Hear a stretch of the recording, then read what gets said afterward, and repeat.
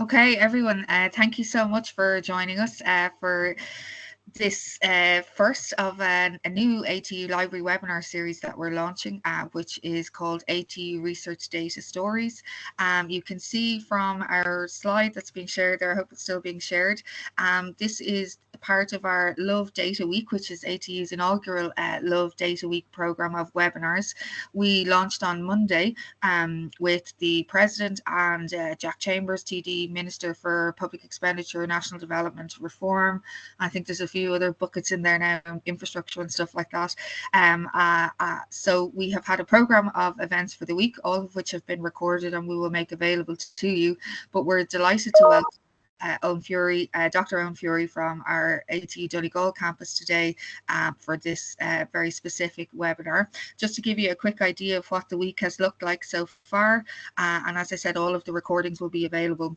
Our webinar on Monday, where the Minister was launching the week, highlighted the Open Data Unit, which sits in the Minister's department and makes available a huge amount of public data on various government bodies and organisations within Ireland, and their goal is to raise awareness about that data that's available and encourage researchers or anyone within the research community to reuse that data. And the very specific call out and call to action that they had to our research community was that if you think there is public data that's in government bodies or organisations that they haven't yet made available but that you would like to see prioritised, they're very keen for researchers to get in touch, because they have their own lists of how they're going to make data available and what data. But if there's a particular interest in data, they're very happy to take that on board and reprioritize the way they're doing and what they're doing.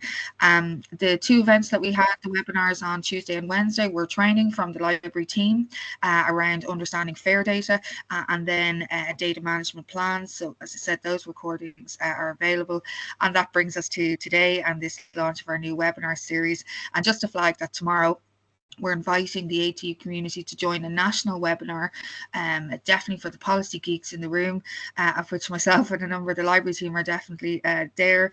And that's a webinar, What's Love Got to Do with Data Policies? And that's a national webinar coming from the National Open Research Forum. And ATU, particularly through the library and the research office, are involved in a range of funded projects through the National Open Research Forum, which are piloting various different ways of creating infrastructure, policies, and professionalization of the supports that need to surround researchers to support them to engage with the idea of open research practices.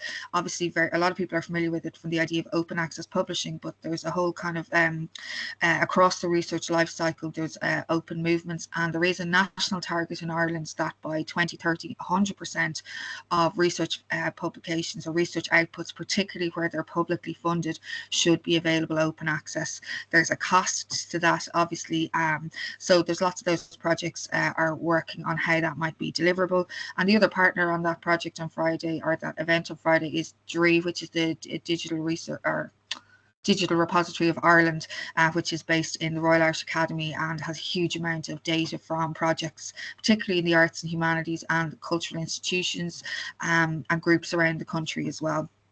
The very last thing for me to say is we've also done, as well as our Love Data Week branding for Dr. Furey's talk today, because this is the start of a new webinar series which will be monthly, coming from the library and featuring ATU researchers talking about how they use data in their research. We have this other poster which will be our branding for the rest of this webinar series. So our talk today is Lies, Damned Lies and Data Analytics, and I'm very pleased to hand over to Dr. Furey, but if I may, as an introduction, Eoghan is a lecturer and researcher in ATU Donegal, specialising in areas of data science, machine learning and privacy. He's also the ATU Donegal lead for the MOCHAS postgraduate training researcher training programme, and supervises extensively across MSc and PhD programmes within ATU. He believes that learning should be fun and engaging, whilst empowering the application of critical thinking to all areas of life, and that definitely resonates with the library and our interest in information literacy and critical thinking and all of that. Owen's expertise in data science has highlighted the utility of healthy skepticism and cynicism when confronted with the plethora of data generated by today's world. In this webinar for us today, and to kick off this series, he discusses his approach to deciding what data to believe in today's algorithmically, if I'm pronouncing that right, controlled and narrative driven world. Eoghan, thank you so much for your time and your engagement on this. Looking forward to a great session. And Eoghan has said that he is happy to take questions, and we might have a bit of discussion at the end. So I'm going to stop sharing there.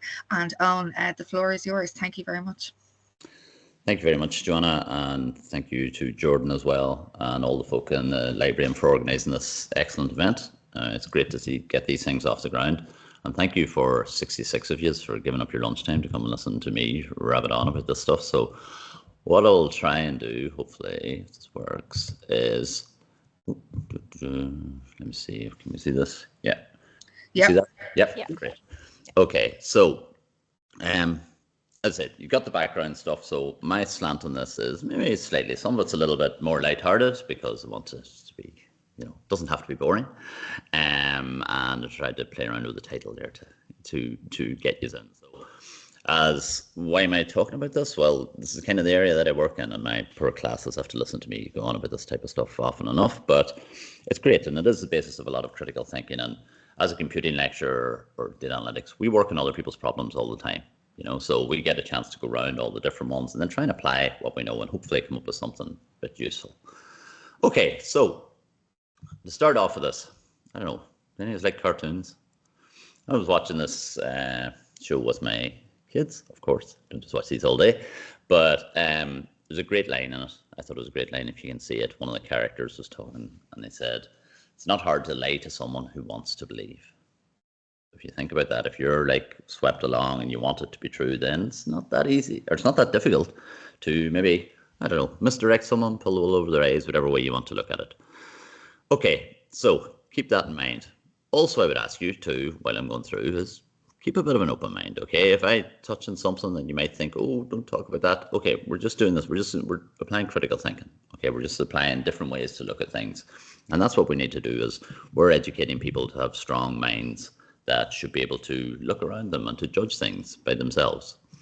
Okay, so this title, okay, Lies, Damn Lies and Statistics, right? You've probably all heard of this before.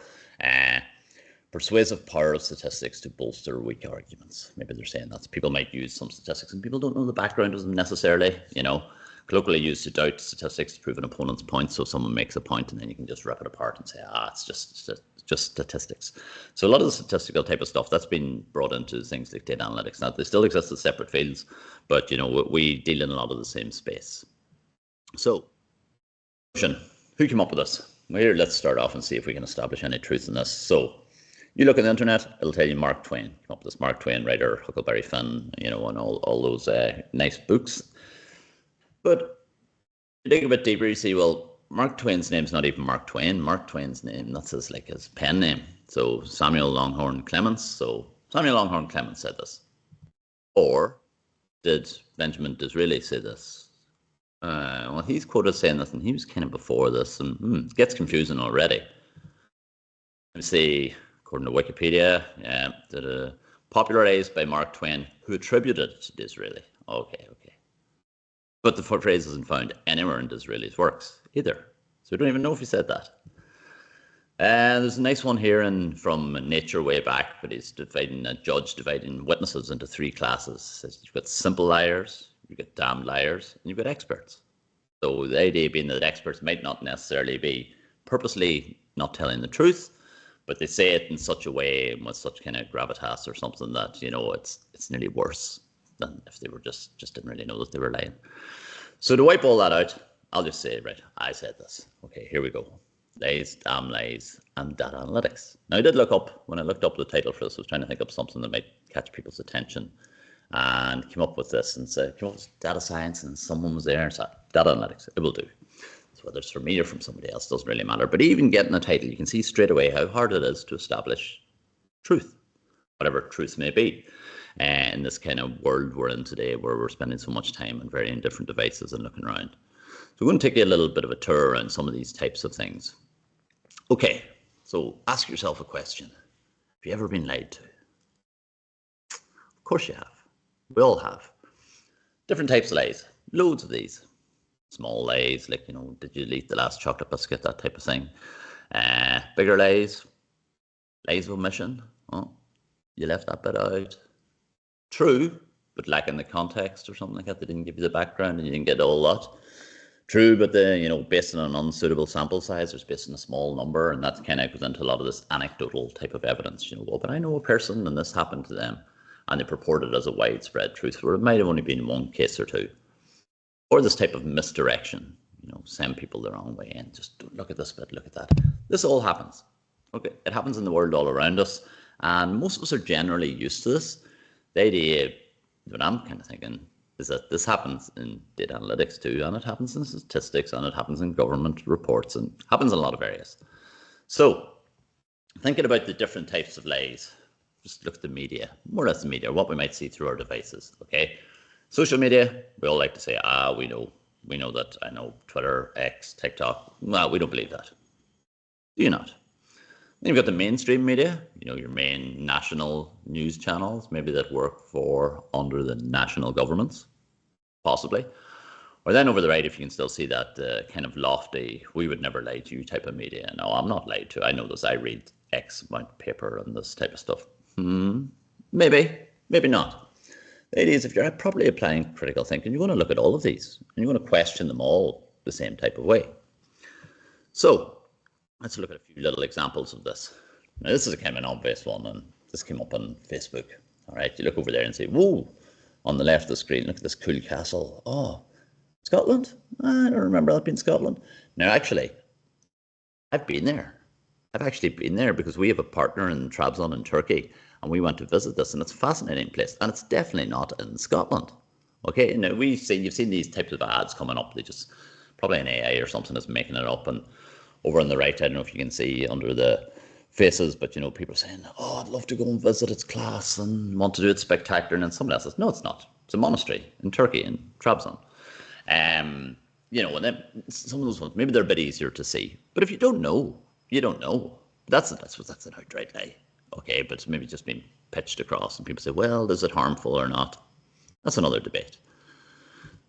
You could have things like something that are maybe a bit misleading. I was kind of doing this the other day, and I was traveling somewhere. I got this bag type of stuff, and I was trying to figure out, because I was only getting a really small bag. I didn't even do that. I was only going to go over and back quickly. And if you look at these, if you can see those measurements, right? Look at the height of the little backpack. It says 40 centimeters. And the height of the big, much bigger case is only 55 centimeters. That's not the way the picture looks. Picture, maybe it was far away. I think somebody might have known the way they were pitching that. Okay, and that's at least misleading, if nothing else. Because they're definitely not to scale there at all. But people have in their head, they just look at it, and you can get caught in these things through going through airports, and it might have happened to a number of you over the years. But being wary, but I think that's purposely misleading. Okay, now these are the type of things I take some of these little screenshots every time I see something, usually for my own benefit. But now I'm giving some of them back to you just to make this a bit more interesting, possibly. This one, did you notice this? I got a bit of shock. I'm of an age when I enjoyed Crocodile Dundee when it came out, and big iconic 1986 blockbuster, fiery temper, and he's dead. Oh, Paul Hogan's dead. Was Paul Hogan 90? Well, Paul Hogan couldn't be 90, could he? It's not Paul Hogan. It's the crocodile. They were talking about the crocodile was dead, not Paul Hogan. But if you look through that initially, you might think fiery temperature or temper resilient. Maybe that might have been Paul Hogan. Sky News Australia probably knew what they were doing with that when they pitched it. Okay, but that's the thing. Initially, I found it and did that happen? It didn't. All right, so it's probably misleading. Someone who wrote that, they knew kind of what they were doing. I personally think they knew what they were doing. Anyway, did they do it on purpose or not, or are they just playing with it, or does it matter? These are the other questions. Is this really important? Here's another one confusing. Now this is I like running. I'm into monitoring stuff, and this is from Fitbit, and Fitbit is varying different things. It records your metrics and sleep and all this type of stuff, but it is this one down the bottom, this kind of readiness score, right? Daily readiness, and it's a mixture of usually your activity and sleep and different type of things like that. And sometimes, you know, if you're really tired, it's really low. But this came up with me one day. I think it was traveling or something. And really, I'd been asleep for like 2 hours, 49 minutes. And it tells me my readiness is 100%. How could you be ready after you haven't slept? Okay. So it's the least confusing. Now, their algorithm's probably doing something in the background. I don't know exactly why it came up with that. I could speculate. What it was doing, maybe it's based on time before. But either way, you're looking at it and you're it makes you doubt the numbers that come through. You go, well, how could I be like perfectly ready if I'm underslept? So different types of ones come out. That was just one that came through, and I'm a data person, so I gathered my data. What else do we have? Oh yes, missing information. So here's another one. So not that long ago, Fitbit just wasn't really cutting it for it anymore, and I thought I would get back to, you know, being properly fit. So I reached out and I bought one of these fancy polar heart rate monitoring watches and set it up, and gives you these really cool graphs and analytics, and you can see since there's my graph going over and back. And if anyone knows sport or exercise, you can look at that graph straight away and go, there's something wrong with it. All right. A man my age cannot have a heart rate of 205. I would be dead. Okay, I would be dead if my heart rate was going up to 205. Now, I know it's not that. What I did was I gave it to my son. My son was doing some training and he was using it. Okay, and he's 11. So 205 is grand for him. Now, over on the right there, I don't know if it's obscured by my face or anything, but it says, you know, the Polar app did say, is this your maximum heart rate? You've reached it. Maybe you want to update it. There's something wrong. So, like, the data I was given is right, okay? But I hadn't changed the app setting to say that I was like 11 and not 48. So, you know, the graph's all right, but there's something kind of missing. But quite important context bit missing. That's a completely different type of person for that heart rate, for that maximum heart rate. And all of the data was coming from my son, not from me.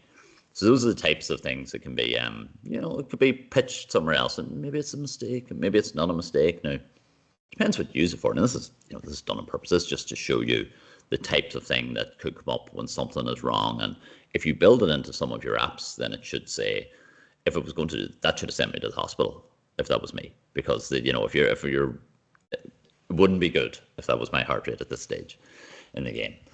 So that's another way that, you know, information could be. It's a mistake, but still the graphs can come out and someone might pitch it or maybe use somebody else's. And here's another one now.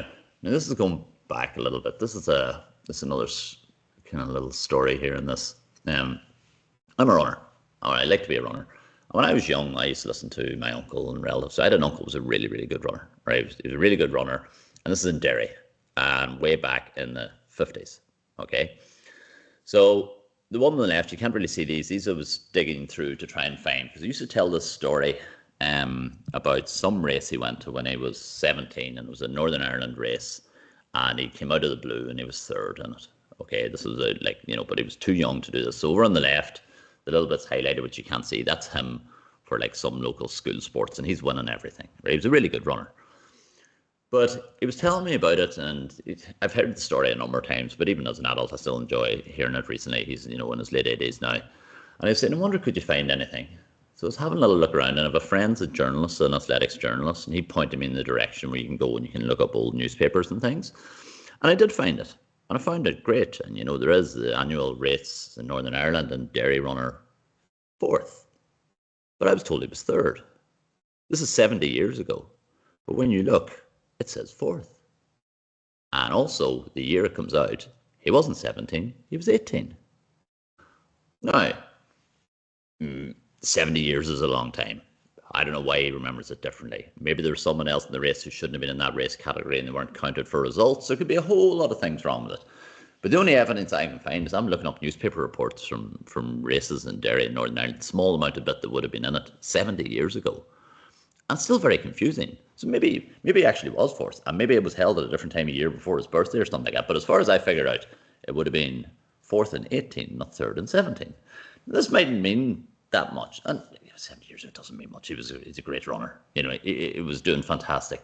But it's interesting how you can dip right through, and someone say, "Well, is that a lie, or maybe that's just how it was remembered? Maybe that was it. I don't really know." But when you try and look up some kind of evidence, and when you've got, this is the only evidence you have, it becomes difficult. becomes difficult to really know what is what.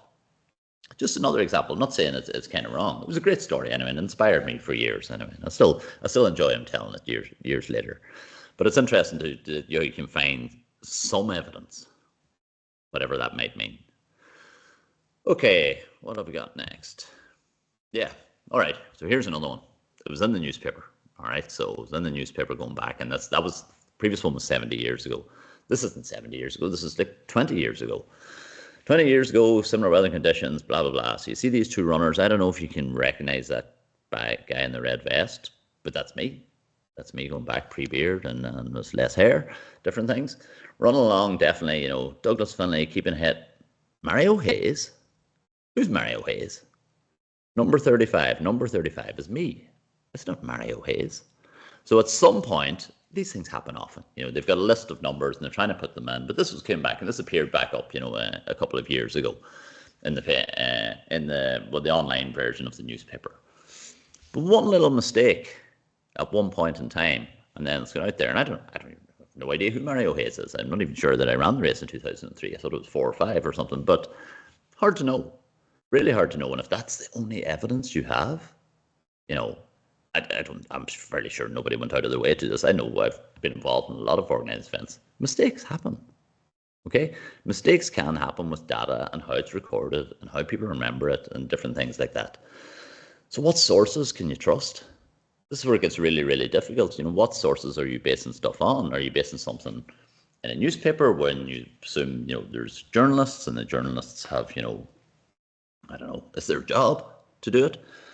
Oftentimes they might just make a mistake, or someone hands them something that's not well written, or they can't read a number or something. But it's just another example of the types of things that could be, you know, misinterpreted, shall we say? And that's I don't know who Mario is, but that's not him. That's me. Okay. So taking those they're kind of general examples of things you might see. I'm aware of a lot of people here from the university, maybe hopefully some research students or other students who might be interested. So one of the things that's really important right the way through all of your university education and through life is this idea of critical thinking and asking questions. What question should you be asking? Is it the right question you're asking? How do you go about it? Different types of approaches. So this is supposed to be something we're all meant to do. Okay, and we're all supposed to be, well, reasonably good at it anyway. Now, sometimes they mightn't like you. Mightn't be too happy for people to do that. Studies have shown, okay, right? So some studies show, so if we're evaluating someone, I'm evaluating someone's dissertation, and they say, you know, studies have shown, right? What studies? Did you look at both sides? Did you do a critical type of evaluation? Or the term down the bottom there that became popular a few years ago, and it made me cringe every time I heard it. Their research shows, as if there's only like one small block of research and all the rest of the stuff isn't right. Please never, ever, ever, ever use the term their research. You can say research has shown, or a body of research has shown, or something like that. But don't, the majority of research has shown, but don't call it their research, okay? Because there's no such thing as their research. But that type of stuff comes out. And that was also used at times, you know, to tell people not to look at it. Or if it's something that for whatever reason, maybe politically, maybe right or wrong, someone will say, no, don't look at that. The research shows. So maybe you don't even get to the lie because you're not going to ask the question. Don't ask the question. You can't ask that. Okay? You can't say that. Why not? I don't know, say, why not? Right? And we're not going out and maybe you're changing the world, maybe you're not. But if you're doing your own studies and your own academic bit of work and the question comes up, should there be anything that you say you can't ask or you can't query?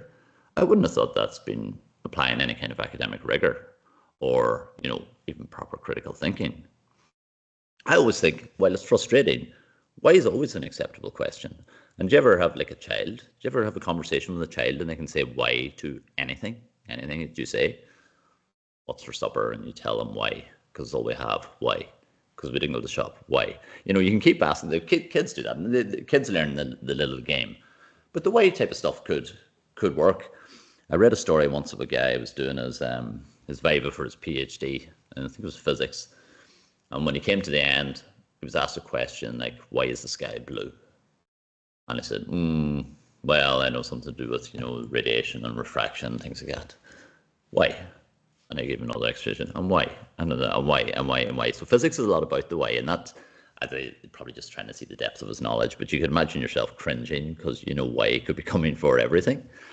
So what I would always say, if you're writing something, you're writing a thesis, you're writing a paper, or you're doing some kind of viva or for your own work, at any point, be prepared to answer if there's some kind of question that you don't want to be asked. Okay, it might be something. Oh, please don't ask. I hope they don't ask that. But if you're wondering like that, have an answer. Okay, it doesn't need to be a perfect answer, but have an answer. Don't pretend it's not there. Don't try to ignore it. Don't say, please don't ask me that. Have an answer. And even if your answer is, we've come to the point, we've delved so deep and got this point, and at this point we don't know, and that might be future work. That's okay. But don't just hide from any kind of question if it's relative to your own work. Okay, that would be my advice. Oh, cost of asking a question. Probably, possibly not zero. Okay, you kind of have to be careful maybe when you're going to ask these questions, and you can't just sit there all the time just annoying people and saying why. That nobody wants to hear that. I had a role I was on a national organization's governing body, and I was one of the independent members, and I was on it for about 6 years, and my role was oversight because I was one of a number of members, and it was great. You could ask questions, why are we doing this, why are we doing this, and to me it was one of the most rewarding things, and I learned from people who were very experienced on there, and they humoured me right the way through because I asked different questions. But you see, if you're going to send something out there, whether it's your work or an assignment or a dissertation or a paper or whatever, you need to be able to stand over it as well as possible. So this process can be useful. It might be slightly uncomfortable at the time, but you're better for it to be slightly uncomfortable before than later on if something comes up down the line. So the cost of asking a question, maybe it's not zero. Maybe you might have to go back and do some more work. Okay, maybe someone might look at you and say, don't ask that question. Or maybe there's just a time and you're in a meeting when you should be quiet. Okay, it's up to you to figure out when those times are.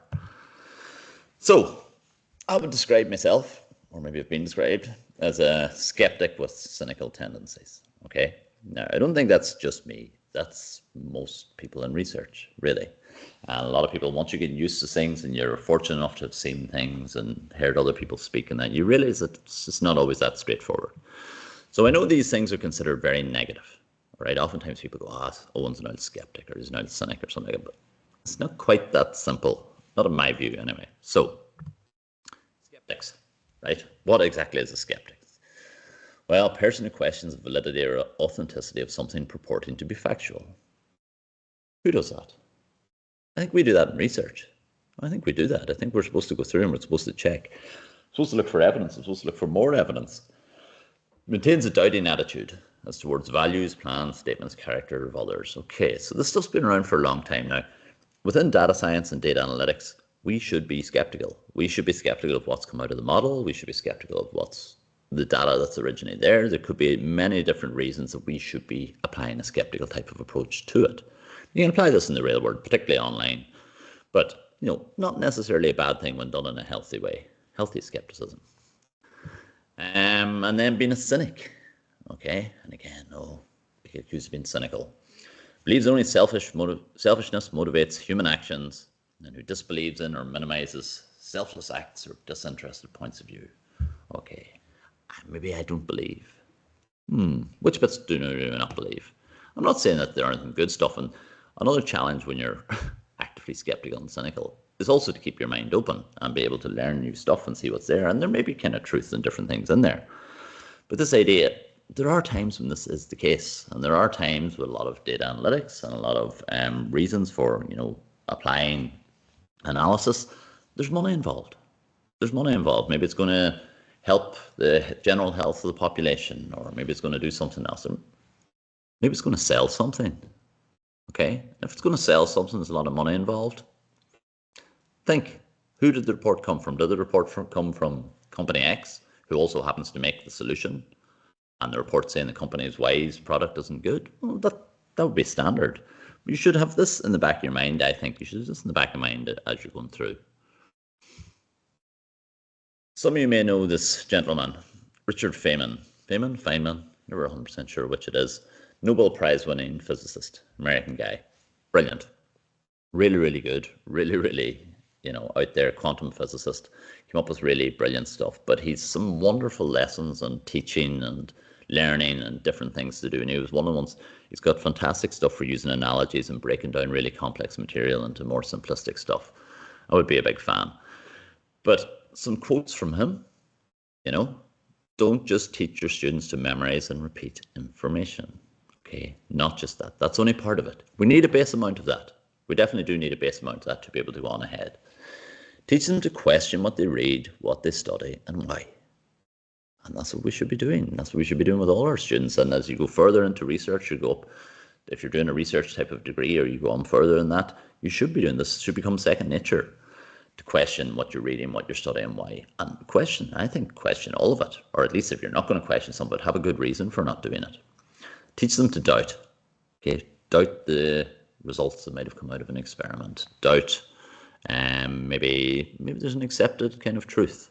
You have to decide what you want to do. There's an accepted in a particular domain. What are you going to do with that? Teach them to think. Teach them to think for themselves. That's what I was supposed to try and do with my students. And I know this is what we all try and do. But it's important to remember that that's what we're doing. At times we get caught up in maybe assignments or just finishing something. And some of it may be memorizing and repeating. Sometimes that works well, but to build on. But as you're going further into it, if you're doing a research degree, you have to go further into this. You should be questioning stuff, not driving yourself crazy with it, but having that approach to things that you see. Don't just accept it all as face value, if you can. So Richard, very good. He's dead now, but won the Nobel Prize, and interesting character if you want to look up some of his very different talks and things. So, ignoring all this kind of one making you question everything, you still have your job to do. You still got to do your work. So, and despite all your best efforts, someone might turn around and go, that's not true. I don't believe that. So what are you going to do? What are you going to do? You're just going to crumple right the way down, particularly if someone uses some kind of, social media or something to try and, all these types of things are possible. And this happens a lot in the world. Now, maybe not, it happens in academia too. People don't like their own stuff to be questioned often, particularly not often the higher established they are, the less they likely like to be questioned. But what are you going to do with this? What are you going to do? Be ready for what may come. Okay, try and think like the other side might be thinking. So I teach AI. There's a big movement in the world called AI for good. All right, it's great applications of, we can do wonderful things. First thing comes to mind for me is AI for bad. Okay, if you do good stuff, you can also do bad stuff with this. And what type of things might be done? So you should be able to look at any challenge, opportunity, bits of information, applications, good ways, bad ways, turning them around. A PhD should teach you how to do that. That's what a PhD is, an apprenticeship for research, really. And as part of that, you go in and you're looking at information from many different angles, and then you're trying to build upon it once you've got, hopefully, as solid a base as possible. So all the paranoia you have about your own work, okay, apply the same approach to your work. And we are, as you're doing them, you're sitting there and you're constantly going through your head, whatever type of course or study you're doing, maybe this isn't right. What about that bit? And maybe you're at the stage, if you're on your PhD journey, you're waking up at night going, what about that bit? What am I going to do? And you can get a bit paranoid about that. But paranoia in this case, if applied kind of healthily, mightn't be a bad thing. I do remember, so I was talking to a surgeon, and he was doing an operation on someone's ear, and he actually marked with an X on one side. I said, to make sure which he's got the right one. As he said, you want your surgeon to be paranoid, okay? You want them to think about it in the right way. You probably want your data scientist or data analyst to be a bit paranoid as well too, because you want them to check to make sure it's as right as possible. At the bottom of this, Sun Tzu and the Art of War, famous book, and lots of different things, but there's some great lines in it. One of them kind of, know thy enemy, or know thy enemy and know thyself. Okay, so you need to know where you are, where you're likely to be brushed or likely to go along with something, what bits you're likely to question, but know what might be in. I'm not saying it's kind of battle, but if you're coming out with an idea, there are different sides to it, and there can be different views, and it's not always as straightforward as just right or wrong. There can be many different ways, but look at what the other side, if you've got a theory and there's some negativity about it out there, you should have read what the negativity is. You shouldn't be ignoring it and hoping it goes away. You should be actually very aware of it and have thought about all the different ones and try to drill down and find out what might actually be wrong with them. Okay, now this is an interesting part of this, and this was kind of wondering, should I do or not when I was doing this? Okay, think of something you weren't really allowed to question. There's a number of these floating around the world today. Okay, high-level data analytics, the whole world's watching. What might it have been? There's a couple of these things still floating around. Consensus might be mostly on one side, but there can be other questions. This is where, while I'm skeptical and cynical, I'm also actually quite open to varying different ideas about what might be in there. And I'll try and look at both sides as much as possible. Still won't get it always right, but I'll try and look. But there's probably varying things cross your mind. Maybe you're all going to the same direction. And it's like, if you remember that song from the 90s, Moloko, The Time Is Now. I think the time is now that we should be allowed to talk about this. Now, this is what I said, just be keep an open mind. I'm looking at this from a data analytics point of view. And what I'm also going to do is I'm going to show you just a few different academic outputs, okay, and see where they may have been in conflict with each other. So, COVID. We talk about COVID in my class. We have to talk about it. It's one of the highest level amounts of data analytics that was done in the world. We're teaching people for degrees and masters, and we should be able to talk about it. Okay, so lots of different work. We all had to sit down for varying reasons, and we sat and watched on TV, and we all became somewhat experts in different types of analysis after half an hour of watching some other expert out there. Whether we did or we didn't, it was very, very topical in the world. Okay, and there's a lot coming through, and a lot of it got quite confusing. Okay. So what I'm going to go through is there was varying different ones. This changed, and as a bit of a warning for this was really complex, right? It was really, really complex to get right, okay? This is complex, climate's complex, the weather's complex, a whole lot of these ones, the financial markets are complex. There's lots of different things can happen. The 100 most cited articles in COVID-19, right? And this is someone's come through and just pulled them all together. And this folk, someone may know, Flaxman et al. Had a paper in Nature. If you don't know what Nature is probably the highest level scientific journal in the world. And if you're published in Nature, you can kind of relax and go, oh, that's cool, I've been published in Nature. Haven't made that yet. No. But this guy, top 100, 96, so I know, for varying different reasons. One of the ones, it was early in the pandemic that this one came out. Okay, so Flaxman et al. And by the way, I have no doubt that these people are brilliant. Right? These people are really, really good at what they do. Okay, and they're the best at what they have. The problem often is, as you see, people do analysis, people do analytics, and then they hand it on to someone. They hand it to the government, they hand it to politicians, they hand it to marketers. And I've met a lot of these analysts. I've met a good number of them, high-level mathematicians, and I've talked to them about it. And they were trying to do the best they could. However, right, this one. This was out of Imperial College London.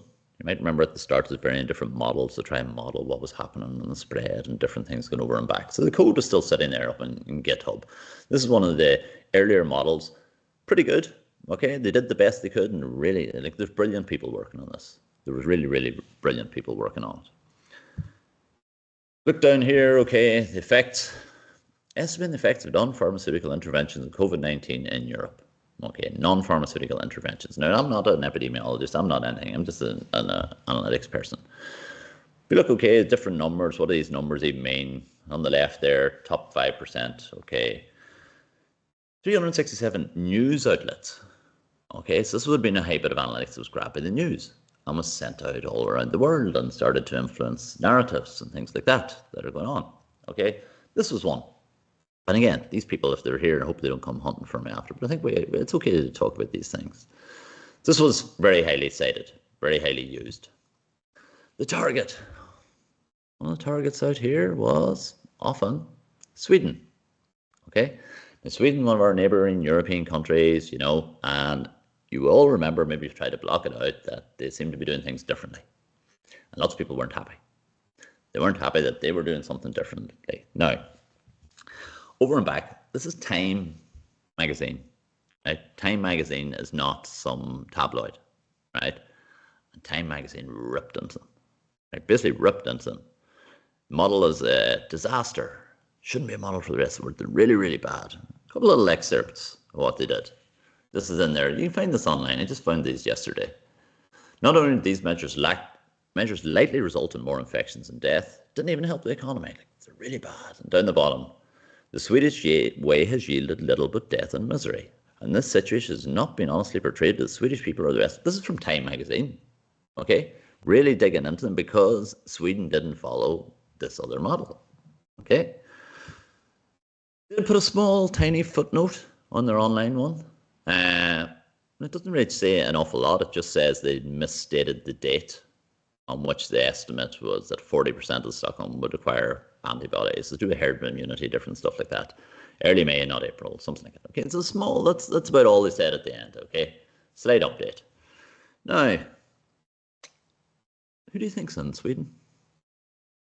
Sweden's a high-level country, and Sweden has a lot of clever people in Sweden.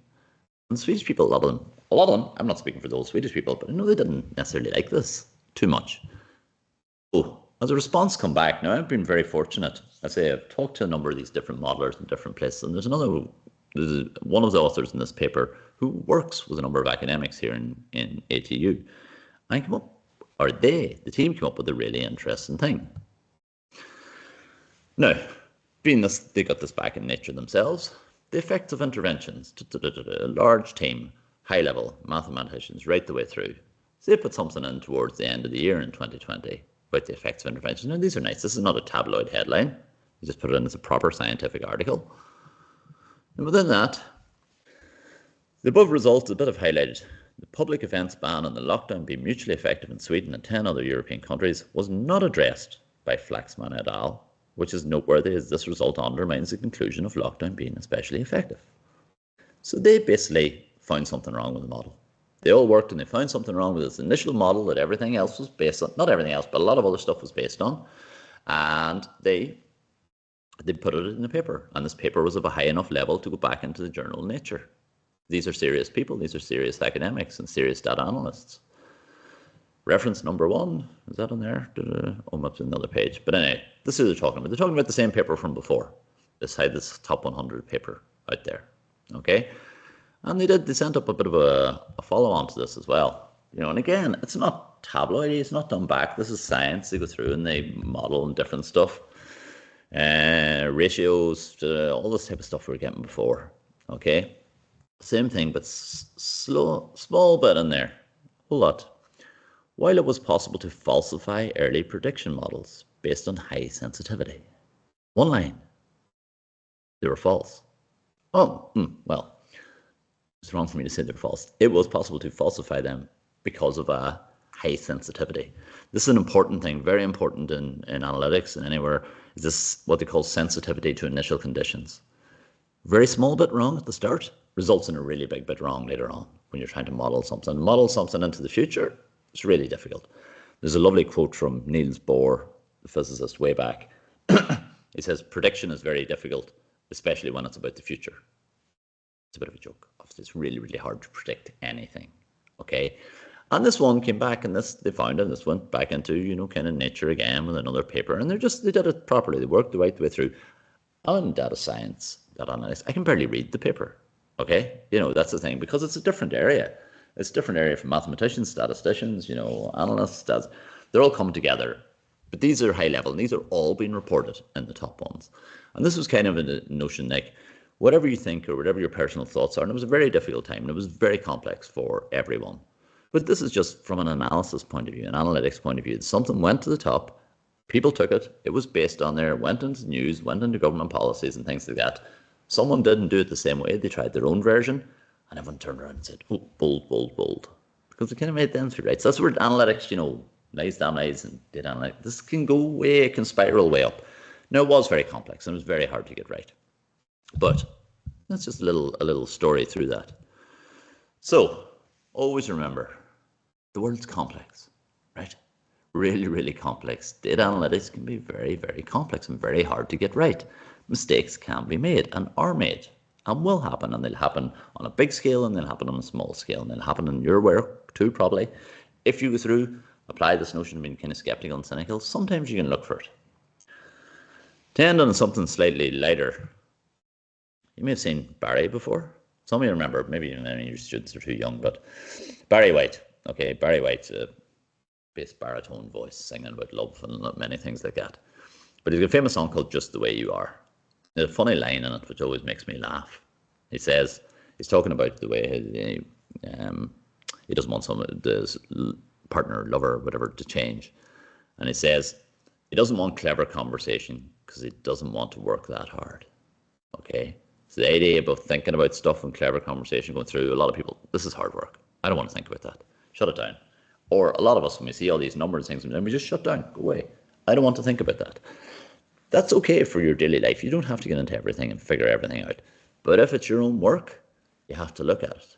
If it's your own work, you have to go back and question it. You will have to work that hard. You will have to try and figure it out. Okay? So this type of skepticism approach, they call it. So you can apply these things, and it could be, use a tool at the right time. Use them, apply them appropriately.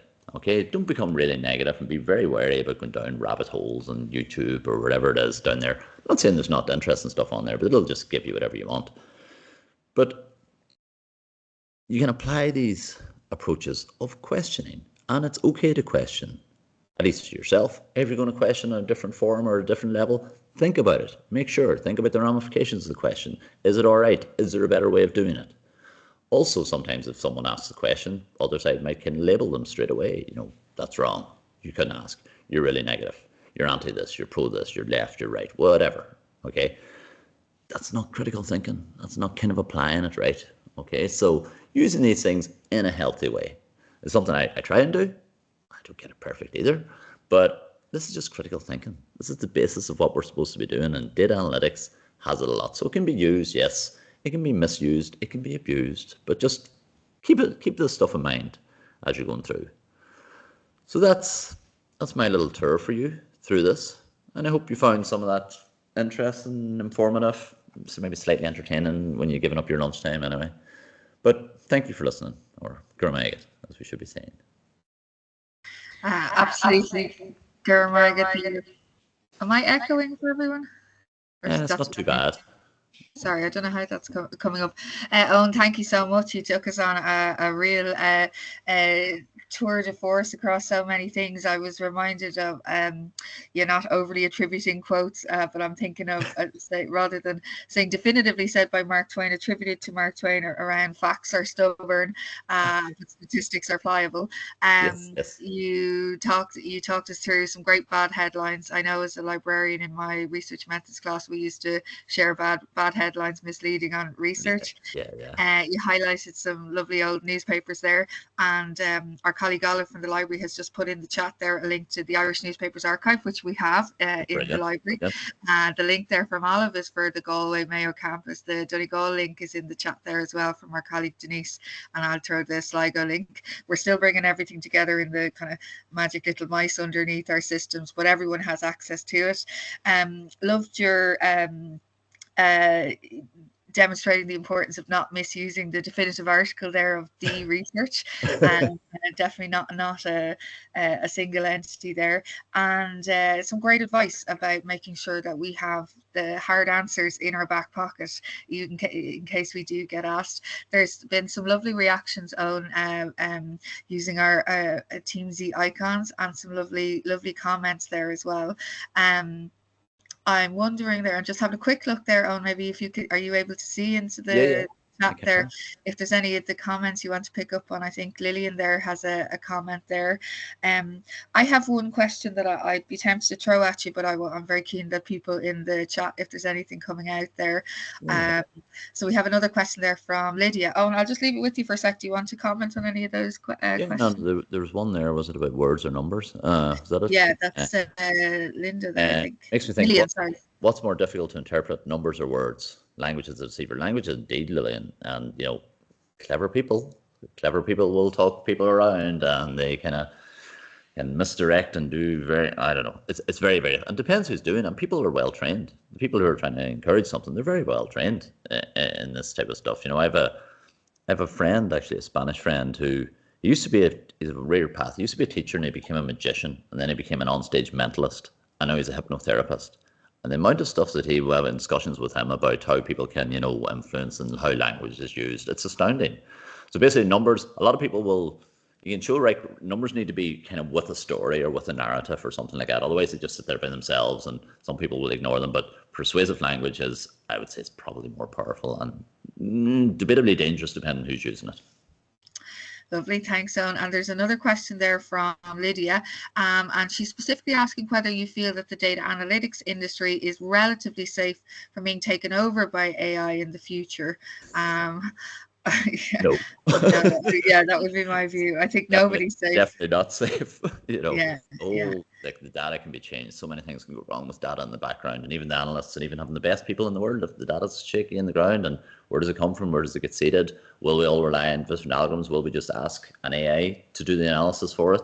This way, a lot of data analytics is actually discussing and talking to people. Does this look reasonable? And talking to people who have domain knowledge. As I say, as a computer scientist or someone working with data, we work on other people's data. We're not experts in that data. We can come up with a graph and analyze it and check it again. Oh, look, it shows this definitely happened, but we might be missing something. So the discussions and the conversations, and the AIs are getting better and they're getting powerful. They're still a good way off being able to, particularly posing the right question. Posing the right question is a real challenge for them to come up with. That's why we've all this, prompt engineering and stuff like that to try and figure out, how to ask it the right stuff. And they're getting powerful, but they're still, they're not there. But there is, yes, definitely a real danger. And particularly, I think, with some people who are going to rely on it so much, they won't want to give it up. Yeah, agreed. No question there at all. And we obviously, there's loads of questions about the transparency of data that's going into these models. We really don't know what's gone into a lot of them. Interesting question there from Perry. He's drawing on the famous Peter Drucker quote there around what is important gets measured and what's measured becomes important. It's kind of a riff off that quote. And I'm always reminded of the end of that quote. I think that often doesn't get quoted, as even when it's pointless to measure and manage it. Sometimes I think Drucker has come in. But maybe just a chance to comment on that. What is important gets measured and what is measured becomes important. Yeah, well, that's the thing. Well, once they highlight for a lot of this stuff, it's even like this kind of scope of the conversation about which bits we'll be looking at. We have some numbers here now, so we'll talk all about this all the time. They might not be talking about something over here that could be leading to it, so it's very good choice. So I couldn't see which comes out from Perry, but it's completely, this is a lot of times the parameters or maybe what you should be talking about and what is being measured and what they're doing, and then say, well, this is what we have. It doesn't mean it's everything. It's a great opportunity for any of you who are in research, or even if you're just interested yourself, think about things in different ways. And we're often led, fortunately and unfortunately, we're led by things that we watch and they define what we think is important.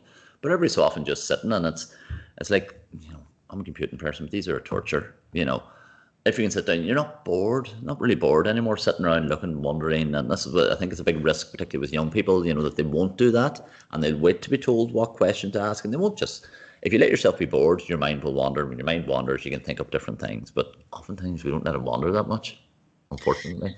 Yeah, that kind of time to be bored is very interesting. Another lovely comment there from Ellis, just noting that a talk like this that's engaging and interesting but gets you thinking could be a really good one for our students to receive on. So we may have signed you up for some new elements to your jobs there, but it kind of ties into the question I was going to ask you about. Like, I know in my own PhD training now, I was in history and humanities, and if I saw my supervisor once every 6 months, I was doing well. And you kind of learn almost by osmosis. So there wasn't necessarily really explicit lessons, but even the further I get away from it, sometimes I feel like I've some of that critical thinking, it comes through a bit of a process, but it wasn't explicit. And my question is to you, and it ties into what Eilish is saying there, and maybe from your own experience as going through your PhD, but maybe even more particularly now in your role in doing extensive supervision and engagement with students at master's and PhD level, do we need to be a lot more explicit in like some of the topics that you've talked there about? Yes, it's really important to be skeptical and cynical with your disciplinary hat on and just with your brain turned on. Should we do a bit more in that space on the explicit rather than the implicit training for critical thinking? I think we should. I think it should be right the way through. I think it should be reminded, even reminders for us as staff in our own domains, to feed from different people from different disciplines. The way you'd have been applying it in history is probably slightly different from the way I've been applying it in computing. And we've loads of stuff to learn. And I've learned so much from talking to people who aren't in my discipline as well, and how they approach things. And say we try and bring it in as much as possible. But I think, it should be drilled in right the way through, particularly in this age when we're challenging with, answers and solutions that will be provided by something else. Can people apply this, or do they know what's wrong with it, or what's potentially wrong with it?